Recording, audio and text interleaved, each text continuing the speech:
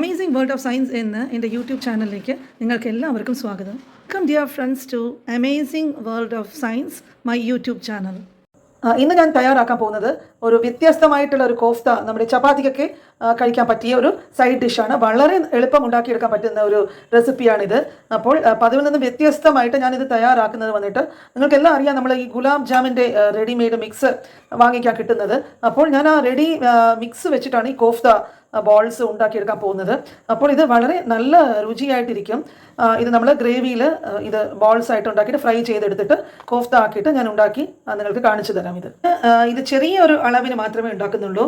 അപ്പോൾ നമ്മൾക്കിവിടെ ഒരു 7 ബോൾസോട് ഞാൻ ഉണ്ടാക്കിയെടുത്തു. ഇനി ഇത് ഞാൻ എണ്ണയിലിട്ടിട്ട് ഫ്രൈ ചെയ്തെടുക്കാനായിട്ട് പോവുകയാണ്. നമ്മുടെ ഗ്രേവി അപ്പോൾ റെഡിയായി കഴിഞ്ഞു. അപ്പോൾ ഇതിന് ആവശ്യത്തിന് ഉപ്പ് ചേർക്കുക. ഉപ്പ് ചേർത്തിട്ട് നമുക്ക് ഇതിനകത്ത് നമ്മൾ ഉണ്ടാക്കി വെച്ചിട്ടുള്ള കോഫ്ത ബോൾസ് ഒന്നൊന്നായിട്ട് ഇട്ടിട്ട് കുറച്ച് നേരം അത് അതിനകത്ത് സോക്കായിട്ട് കിടന്നിട്ട് ഒരു 15-20 മിനിറ്റ് കഴിഞ്ഞ് നമുക്കിത് കഴിക്കാനായിട്ട് ഉപയോഗിക്കാം. അപ്പോൾ ഞാനിത് സോക്ക് ചെയ്ത് കഴിഞ്ഞിട്ട് പിന്നെ അടുത്തത് നിങ്ങൾക്ക് കാണിച്ചു തരാം. കോഫ്ത ബോൾസ് റെഡി ആയിട്ടുണ്ട്. നിങ്ങളിത് ചപ്പാത്തിയുടെ കൂടെ കഴിച്ച് നോക്കൂ. ഇത് വളരെ രുചികരമായിരിക്കും. നമ്മൾ ഈ കോഫ്ത ബോൾസ് ഉണ്ടാക്കാനുള്ള കഷ്ടപ്പാടുമില്ല. ഈ തുടക്കക്കാർക്ക് പോലും വളരെ എളുപ്പത്തിൽ ഉണ്ടാക്കാൻ പറ്റിയ നല്ലൊരു കോഫ്ത കറിയുടെ റെസിപ്പിയാണ് ഈ കാണിച്ചിരിക്കുന്നത്. അപ്പോൾ നിങ്ങളെല്ലാവരും ഇതൊന്ന് ട്രൈ ചെയ്ത് നോക്കൂ. കമൻസിലൂടെ നിങ്ങളുടെ അഭിപ്രായങ്ങൾ എന്നെ അറിയിക്കുക.